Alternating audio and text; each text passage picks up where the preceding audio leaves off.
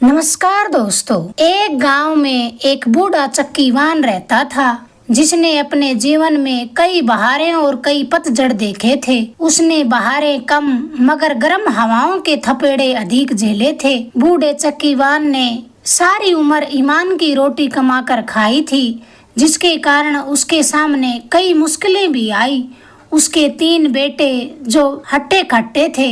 एक दिन बाप ने अपने बेटों को बुलाकर कहा, मेरे प्यारो, इस दुनिया में रहने वाले प्रत्येक आदमी की जिंदगी अच्छी और बुरी गुजरती है, और जैसा कि तुम्हें मालूम है, मौत हर दरवाजे के सामने सोई है और अब मेरी उम्र भी बीत चुकी है। आज नहीं तो कल मैं इस दुनिया को अलविदा कह जाऊंगा। सच पूछो तो इस दुनिया की रंगीनियों को छोड़ने और मौत को सहर्ष स्वीकार करने में मुझे कोई गम नहीं है, लेकिन बस मेरे गमगीन होने का कारण ये एक चक्की ही है। मालूम नहीं मेरे न होने पर इस चक्की पर क्या गुजरेगी। तीनों बेटों ने बाप की ये बातें सुनी तो तीनों एक साथ बोल उठे, बापू आप निश्चिंत हो जाएं।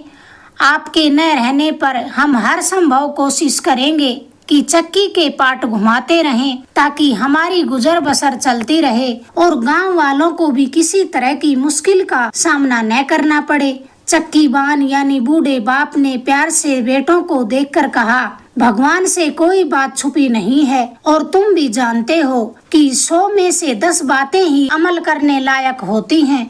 इसलिए अमल करने और कहने सुनने में जमीन आसमान का अंतर होता है। मैं कैसे विश्वास करूं कि तुम सचमुच मेरी बातों पर अमल करोगे।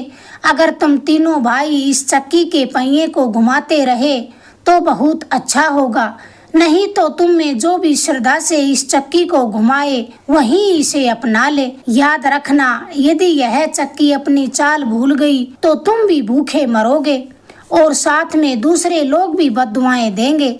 जब चक्कीवान ने अपनी बात खत्म कर ली तो तीनों बेटे बारी बारी से कहने लगे, बापू मैं इस चक्की को अच्छी तरह से संभाल सकता हूँ।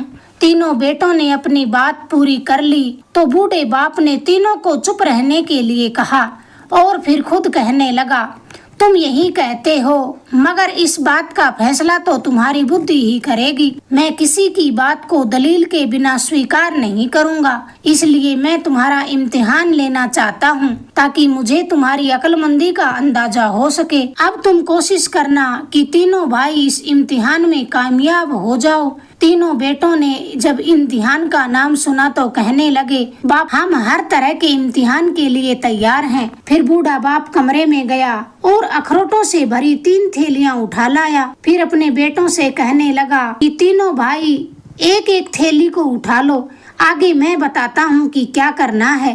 तीनों बेटों ने बाप के आदेश का पालन किया। फिर बाप ने कहा, पशुशाला जाओ और शहर जाने को अपने अपने एक एक गधे को तैयार कर लो। राह खर्च के लिए कुछ रुपए और खाने को भी ले लो। तीनों बेटों ने बाप के कहे अनुसार यात्रा की तैयारी पूरी कर ली। फिर वे गधों पर सवार होकर चक्की के सामने खड़े हो गए। बाप भी बेटों के पास आकर खड़ा हो गया और कहने लगा, मेरे बेटो, तुम्हारा इम्तिहान अब शुरू होता है। तुम अभी शहर की तरफ जाओ, वहाँ मेरे 3 पुराने मित्र हैं, इसलिए तुम तीनों एक एक उन तीनों के पास पहुँच जाना।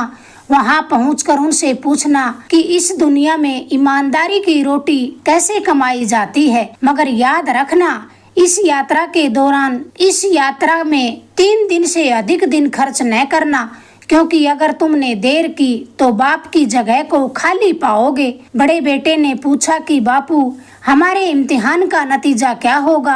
बाप ने बेटे के कंधे पर हाथ रखकर कहा, हमारी पूरी जिंदगी एक इम्तिहान है, मगर इस छोटे से इम्तिहान में ये पता चल जाएगा कि किसको किस उद्देश्य से यहाँ भगवान ने भेजा है। अब जल्दी करो, तुम्हारे पास समय कम है और काम ज्यादा है। तीनों भाइयों ने गधे पर सवार होकर शहर की राह पकड़ ली। वे जा तो शहर की ओर रहे थे, मगर दिलो दिमाग में अनेक विचार कुलबलाहट मचा रहे थे। यानी हर भाई अपने इम्तिहान में पूरा उतरने का ख्याली पुलाव पका रहा था। हर कोई सोच रहा था कि मैं चक्की का मालिक बनूंगा, मैं चक्की का मालिक बनूंगा।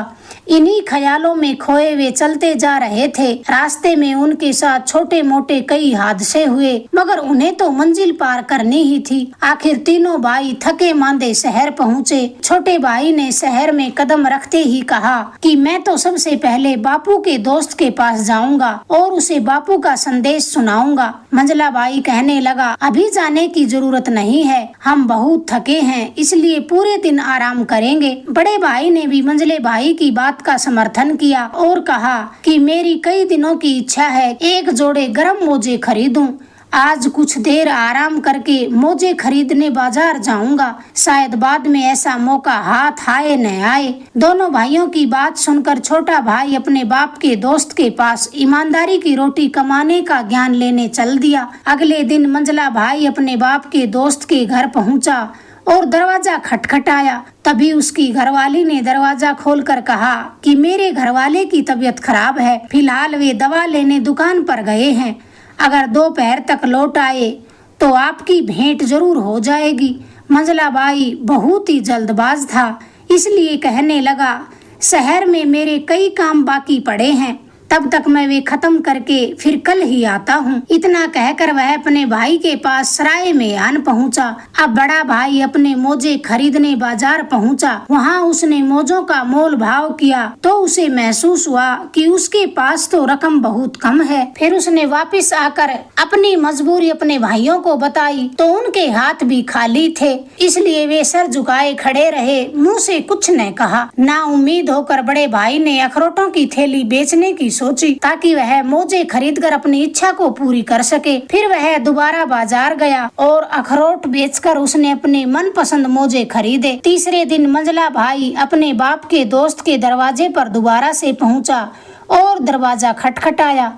काफी देर दरवाजा खटखटाने पर उसे कोई जवाब न मिला तो उसने स्वयं ही अंदाजा लगा लिया कि शायद वे घर से बाहर किसी काम से गए होंगे। इस तरह मंझले भाई के सफर का तीसरा दिन भी खत्म हो गया। रात को तीनों भाई वापसी सफर की बातें करते रहे और उस शहर में जो कुछ देखा सुना वह एक दूसरे को बताने लगे। तभी छोटे भाई ने कहा, अब हमारे लिए कौन सा काम बाकी रह गया। मंझला भाई बोला, मेरे जिम्मे का काम मैंने तो पूरा कर लिया, बस बाप का संदेश नहीं पहुंच सका क्योंकि वे अपने घर पर ही नहीं थे। मेरा तो कोई काम बाकी नहीं है। अगले दिन सुबह उठकर तीनों ने अपना अपना सामान बांधा और घर की तरफ चल पड़े। बड़ा भाई मन ही मन बड़ा खुश था कि यकीनन बाप मेरी अकल की दाद देगा, क्योंकि मेरे मुकाबले मेरे भाइयों ने बिना फायदे के काम किए हैं। छोटे भाई ने अखरोटों को छुआ तक नहीं है। मंझले ने अपनी थैली से कुछ अखरोट खाकर अपना ही जी बहलाया है, लेकिन मैंने तो उससे पूरा फायदा उठाया। उन्हें बेचकर मोजे तो खरीद लिए हैं। हालांकि अकलमंदी तो इसी में थी कि ये दोनों भी ऐसा करते और कामयाबी से घर लौटते। ऐसा सोचते हुए बड़ा भाई चक्की का मालिक बनने के सपने बुनता रहा। मंझला और छोटा भाई भी इसी तरह के ख्याल में गुम थे। आखिर तीनों भाई अपने गांव पहुंचे। थोड़ी देर विश्राम करके तीनों भाई सफर के बारे में बात करने लगे। बूढ़े बाप ने अपने बेटों की ओर देखकर कहा कि तुम बारी बारी से अपनी राम कहानी सच सच बताओ। बूढ़े बाप ने तीनों बेटों की बात ध्यान से सुनी और कुछ देर सोचकर छोटे बेटे की ओर इशारा करके कहा, इस चक्की का मालिक तुम्हारा छोटा भाई ही बनेगा। बड़े भाइयों ने बाप के फैसले पर ऐतराज किया तो बूढ़े बाप ने गहरा सांस लेते हुए कहा, मेरे फैसले की वजह यही है कि मैंने जो अमानत तीनों को दी थी उसे तुम्हारे छोटे भाई ने अच्छी तरह से संभाल कर रखा है। मैंने अखरोट खाने व बेचने के लिए बिल्कुल तुम्हें नहीं कहा था। अहम वजह यही है कि उसने अपने सुख की परवाह किए बिना मेरे संदेश को मेरे मित्र के पास पहुंचाया। बस यही कारण है कि इस चक्की का मालिक तुम्हारा छोटा भाई होगा। उसके बाद छोटा भाई कई सालों तक ईमानदारी से लोगों का आटा पीसता रहा और अपनी जिंदगी की चक्की को ईमानदारी पूर्वक चलाता रहा। अगर आपको ये छोटा सा किस्सा पसंद आया, प्लीज चैनल को लाइक करें, शेयर करें, सब्सक्राइब करें। धन्यवाद दोस्तों।